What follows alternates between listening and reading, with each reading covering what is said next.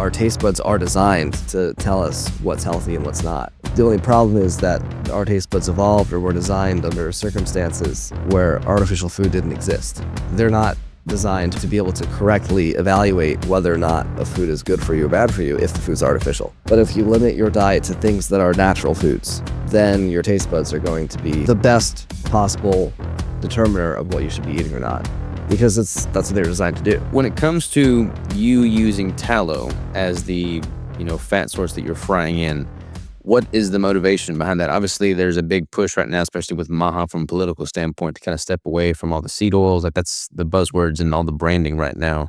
What's your motivation for doing so? We use tallow because tallow is just the best fat for frying. If you compare it to the other options, so seed oils are obviously no go. We know why that's bad. Happy to talk about it if you want, but I think most people probably understand that's not good. You use coconut oil, but then it tastes coconutty, and then it's like they're also very greasy if you fry stuff in coconut oil. You also have to import coconuts from across the Pacific Ocean. It's like a huge nightmare. From a supply chain, locavore or local eating perspective. You can use palm oil. Most palm oil is very low quality. You got to deforest rainforest in Indonesia to get it. It's mixed with a whole bunch of preservatives. Again, similar problems to coconut oil. Then there's olive oil, which is not really meant for frying.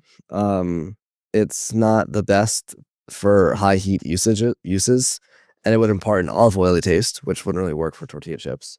And then ghee doesn't work. Ghee's too expensive and delicate. We've thought about doing it as a limited run, but like you think tallow chips are expensive, like let me sell you some ghee chips, right? And then lard, it's hard to find high quality lard. You need to have like really well pasture raised pork. There's just not that big of an industry for it in the US.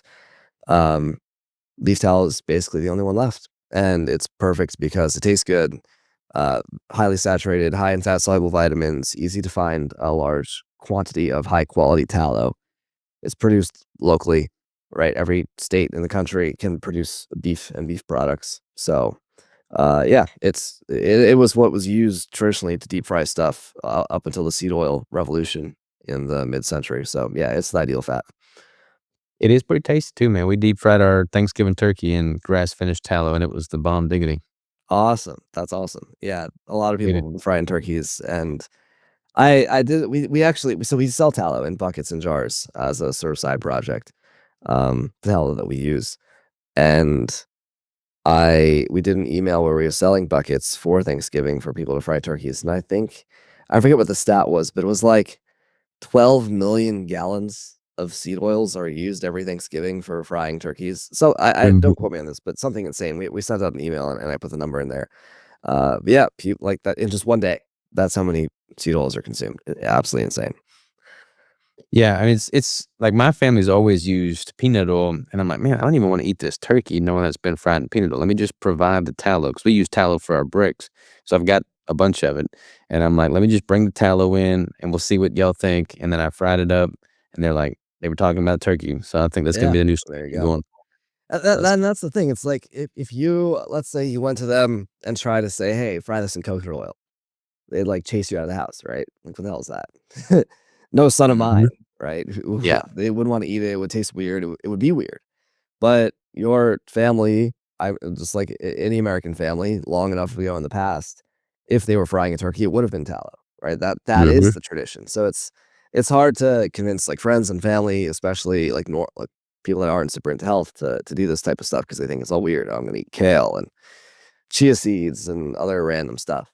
Um, but when you have this attitude toward your food, you're like, hey, actually, you're welcome. This stuff is more delicious. You know, I remember as another anecdote, like when I was a kid, soy milk was all the rage, and my uncle was a chiropractor, and at the time, soy milk was good, so he was like, "Eat soy milk," and I remember all of us rolling our eyes and like we eat our soy milk and like hate it, and then not enjoy it at all, but like we're doing it because we thought it was healthy, and it's like if we have the right philosophy of food, instead they would be saying, drink grass fed, pasture raised raw milk. And that's delicious, right? I never liked milk as a kid, probably because I was traumatized by the soy milk, but raw milk is delicious. And so if you have that type of food, you actually get to appeal to the taste sensibilities of that most people have. And that's really the only way that where we're going to help everyone be healthy is if they don't have to give that up. They don't have to give up the enjoyment of the food they eat in order to eat things that are healthy. Yeah, it's crazy how hijacked people's sense of flavor and taste is. Like, people oftentimes say when they, go keto or carnivore, their taste buds acclimate and their longing for sweet things is diminished. And it's true, man. Like people have like their sense of flavor is so wildly compromised eating the nonsense that they're eating out there now. And it takes, I don't know, a couple days, couple weeks for that to acclimate. But like once you do, you just appreciate what real food tastes like because it tastes like real food. It's notably different. Right. Right. I use this example often. This helps people understand. If you have a cat or a dog, like how does it know what to eat? Or better yet, like a lion on the savannah or a deer in the woods. How does it know what to eat? There's no USDA food pyramid. There's no doctor. No one telling it what to eat. No mom yelling at it. No doctor yelling at it. It figures out what to eat by what tastes good. You know, Okay. the deer goes and or a lion goes and eats a gazelle, and it's like, delicious gazelle. And the gazelle goes and eats some leaves somewhere, and it's like, delicious leaves. And it just so happens, of course, that gazelles are healthy for lions to eat, and leaves are healthy for gazelles to eat. And so that works because they look for what tastes good. And humans are no different, right? Our taste buds are designed to tell us what's healthy and what's not. The only problem is that our taste buds evolved or were designed under circumstances where artificial food didn't exist. Hmm. So they're not designed to account like to be able to correctly evaluate whether or not a food is good for you or bad for you if the food's artificial. And of course, modern food chemists go one step further and they chemically engineer foods, especially to taste good, without any nutritive reason behind it. And so, if you have a diet that consists of artificial things, eating what tastes good is not going to tell you what's healthy or not. But if you limit your diet to things that are natural foods, um, then your taste buds are going to be the accurate, like the best possible determiner of what you should be eating or not, because that's what they're designed to do. You just have to like free up their judgment by removing the artificial ingredients, and then they can do their job appropriately. Yeah. I mean, people, if they just simply got more in tune with how they're feeling, like what's your GI telling you 12 hours after you consume a food? Yeah. Like if it's ranked, then probably something that you shouldn't eat on a regular basis. Right. Um, when it comes to the seed oil argument, a lot of people, I mean, obviously people listen to this, people that we're interacting with these conferences, like they're pretty well versed in the seed oils. But there's pretty big demographic in the, evidence-based space who oftentimes kind of poo-poo the whole seed oil debate scenario and just point to scientific studies. Do you have any argument or recourse or response to them? Yeah. So there are a few things. We talk about studies. Um, they're only like the only of information available to determine something about whether or not something's good or bad or whatever is if a study's been done. Just because a study has not been done doesn't mean the thing is good or bad. It just means we haven't had a study done before. A good example of this is um, is it healthy for humans to being facetious, but is it a good idea for humans to just jump off a roof? Right? Is that healthy or not? According to studies, I don't know because I'm sure there's not been a study on a bunch of humans to jump off a roof and see what happened. Right? Probably not. Probably not. But obviously, we shouldn't be jumping off a roof. So, if you make all your decisions in life based on what studies are available, you'll be unable to make decisions based off of things where there are no studies available. And it just so happens that on this issue in particular we talk about, there are not a ton of studies available um, on like how bad seed oils are. And then you ask why? Well, because studies are paid for by someone and there's not really anyone with money who wants to pay for a study that is trying to prove that seed oils are bad for you. There are plenty of seed oil companies that want to prove that they're good for you, and so they pay for their studies, and of course they get what they pay for.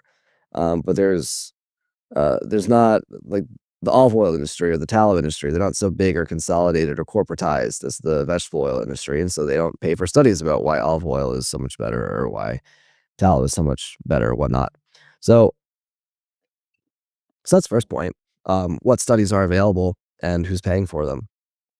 The second thing, there's a very famous paper, ironic, right? It's a scientific paper that analyzed a whole bunch of studies and figured out that like the vast majority of them could not be replicated.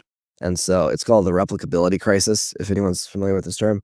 Basically refers to this fact of modern scientific research where most of the studies that are published can like the results cannot be replicated if someone else were to do the study again, which defeats the whole point of science. Right? Remember from like 8th grade science class, science, the scientific method, you do an experiment and then you find your results. And the whole point is that other people can do that experiment. You log down your methods and other people can follow those methods and get those results. And that's how you know that these things are real. In places in fields like physics or chemistry where things are much more objective and easier to measure, scientific replicability is high. But in fields like physiology and health and medicine and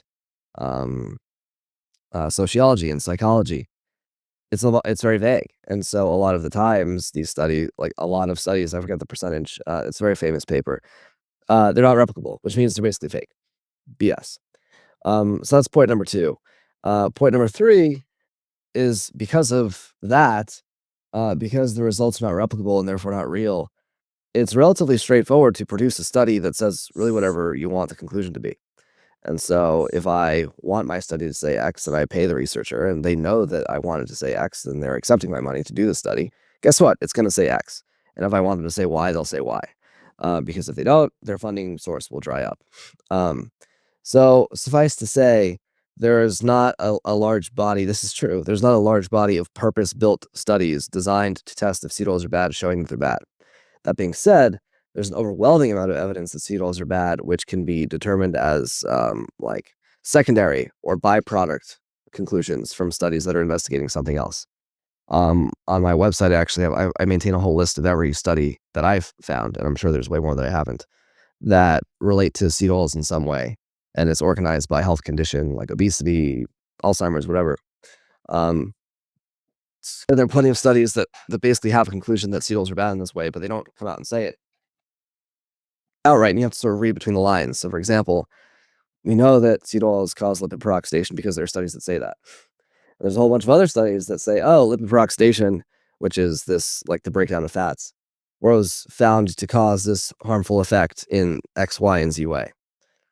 So you have to combine those two pieces of information and be like, oh, the seed oils cause lipid peroxidation caused the Alzheimer's or whatever it is.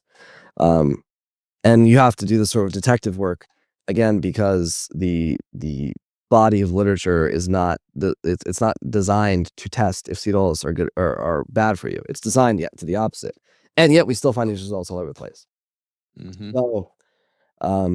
So yeah, anyway, that's what I have to say about science in this context. Thank you for watching this episode of The Savage Clip. If you want to see the full-blown deep dive, check out the full episode here, and I'll see you there.